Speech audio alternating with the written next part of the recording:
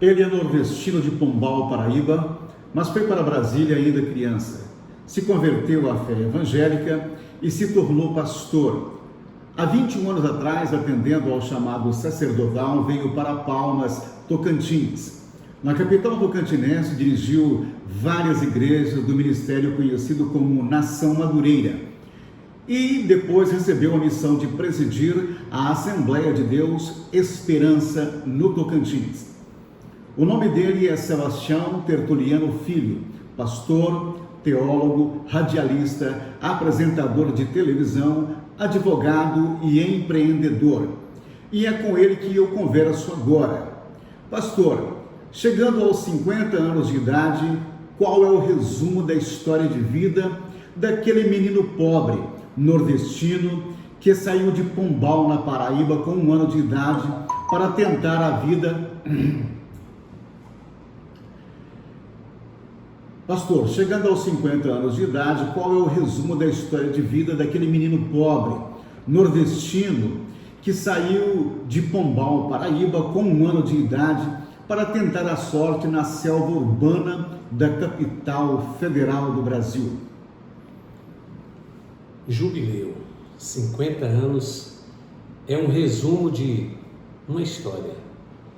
A minha vida, ela começou no Nordeste, no Agreste paraibano, no Sertão paraibano, um lugar sem vida, um lugar sem esperança, era como um Lodebar. E meu pai teve a felicidade de ter realmente a ideia de sair daquele sertão paraibano e ir para Brasília.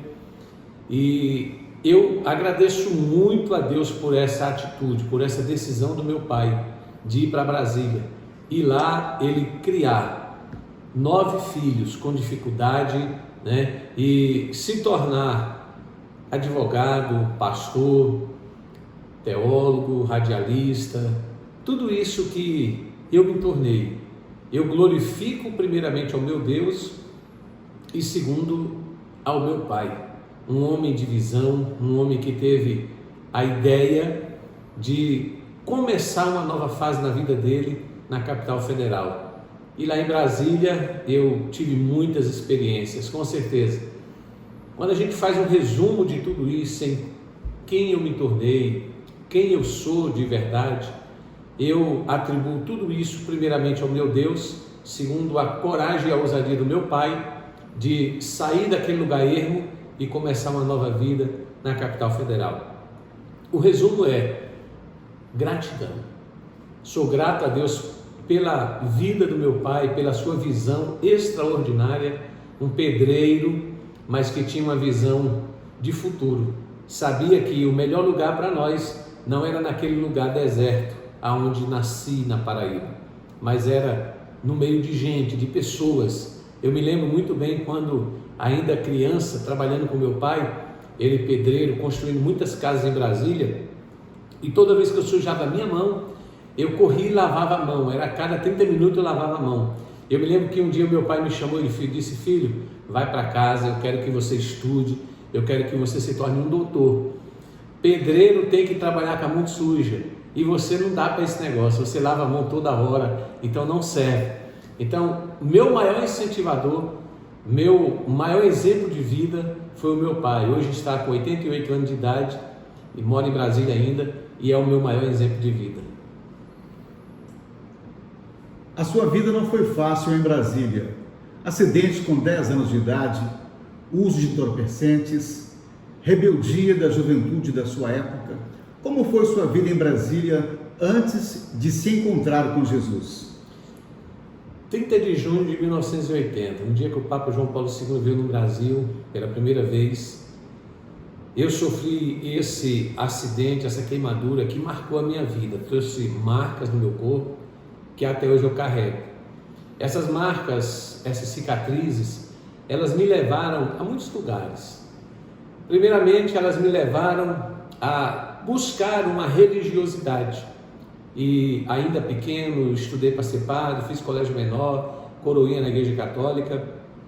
Infelizmente, lá no meio de amigos, eu conheci as drogas. Comecei fumando cigarro, depois passei a fumar maconha, narcótico, entorpecente, e me envolvi com drogas durante 5 anos da minha vida. Esses 5 anos eu considero como meu período de experiências negativas, mas que hoje somam na minha vida, porque esse momento que eu vivi me transportou para momentos posteriores da minha vida, e com 17 anos de idade eu aceitei a fé em Cristo Jesus, me tornei cristão.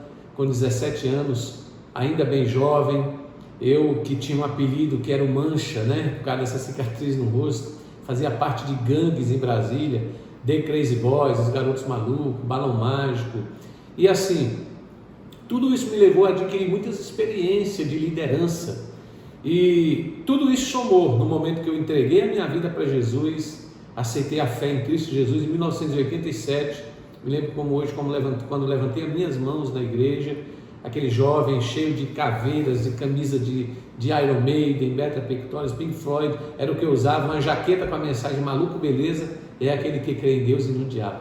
Era um roqueiro, bracelete de parafuso, num dedo, de anéis de ferro fundido, de caveiras, era uma coisa louca. Mas com 17 anos, aceitei a fé em Cristo Jesus, mudei de vida. Com 18 anos conheci minha esposa, com 19 anos eu me casei, com 20 anos eu me tornei pastor. E assim, tem sido uma experiência extraordinária a cada dia. Deus é bom o tempo todo. Fala do seu chamado para o ministério eclesiástico, do seu casamento e das suas 3 filhas. Primeiramente, no dia 30 de novembro de 1991, eu contraí núpcia, me casei com a Joselete de Cássia Ramalho Tertuliano, se tornou Tertuliano. Conheci ela numa viagem que fiz para o Nordeste, na Paraíba, e nesta viagem eu conheci a minha esposa, namoramos durante 2 anos, em 91 eu me casei, uma esposa maravilhosa, dia 30 de 11 de 2021, agora estarei completando 30 anos de casados, e é assim, maravilhoso. A minha companheira é uma bênção. Temos 3 filhas maravilhosas, Kézia Annelise, Cálita Salete e Kaline Radassi. 3 filhas que me completaram. E assim, a nossa chamada para o ministério quase que se confunde com o nosso princípio de casamento. Porque eu casei em 91, em 92 eu fui chamado para ser pastor. Eu me lembro como hoje, que ela não queria casar com ninguém de paletó. Ela fugia de alguém de paletó. Mas quando nós casamos, é claro que eu não usava paletó. Eu fugia também de ser consagrado auxiliar, diácono. Eu fugia dessas coisas, apesar de já ser um pregador muito cedo, me tornei pregador, fiz teologia muito cedo, me tornei um pregador muito novo na fé.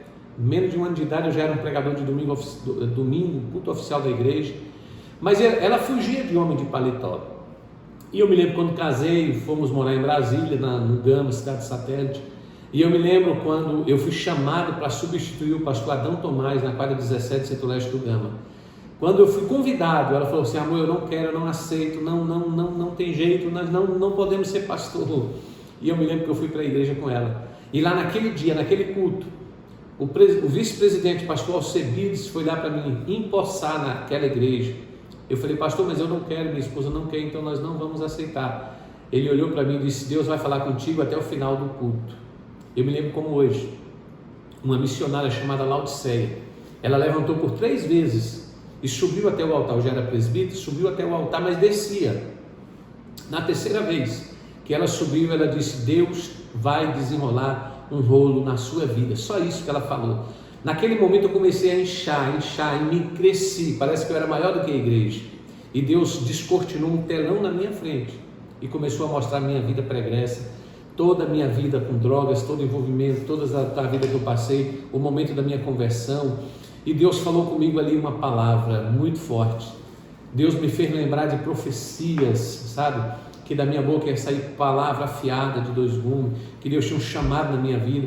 E naquele momento que eu me senti tão grande, eu não consegui resistir e nem dizer não para Deus. Naquela mesma noite, após aquele momento de êxtase espiritual, eu falei para o pastor Alcebiades: